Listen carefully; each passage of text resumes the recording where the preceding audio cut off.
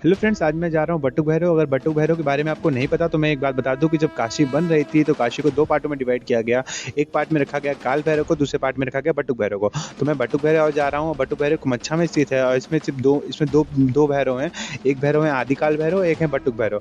दो इसमें एक मान्यता ये भी है कि अगर आप 21 हफ्ते तक लगातार दर्शन करते हैं तो आपकी सारी दुविधाएं दूर होती हैं। मैं पहुँचता हूँ बटुक भैरव और देखता हूँ यहाँ आरती हो रही है, तो थोड़ी देर मैं रुकता हूँ आरती।